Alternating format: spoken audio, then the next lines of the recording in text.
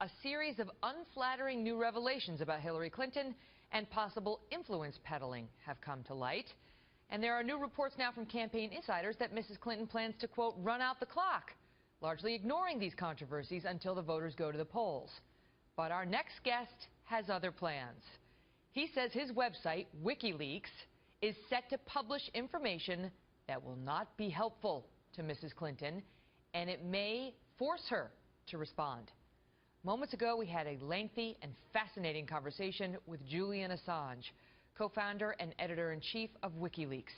He only agreed to speak to us from an undisclosed location since he is currently wanted for extradition by Sweden, and he's under investigation by the U.S. government, too, for his role in the largest leak of classified documents in U.S. history. Here is part one of that exclusive interview. Watch.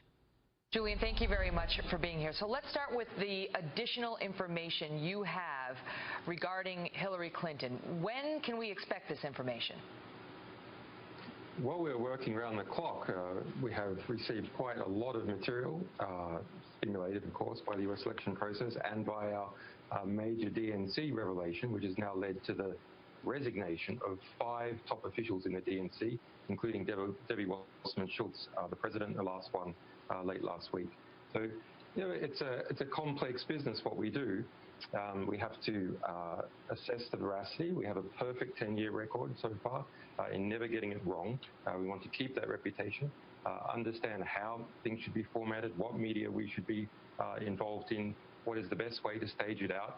Do we accumulate everything, assess it, publish it all in one batch, or do we do several batches? The approach that we've decided to take is that we do several batches.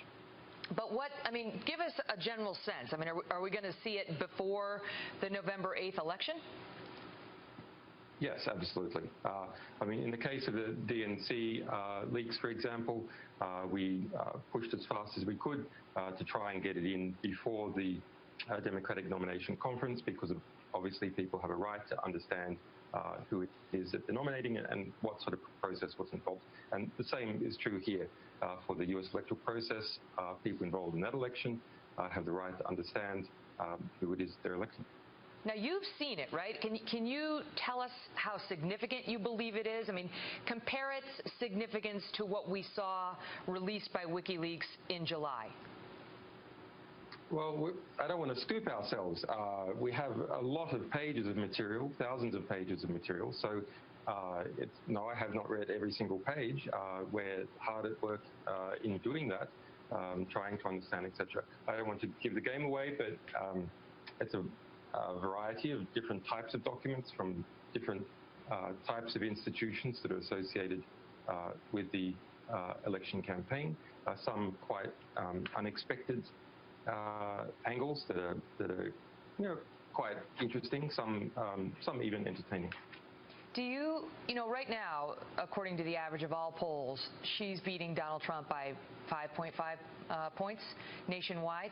She's way ahead of him in most of the swing states, not all. Do you believe the information in your possession could be a game changer in the U.S. election? I think it's significant. You know, it depends on how it catches fire in the public and in the media.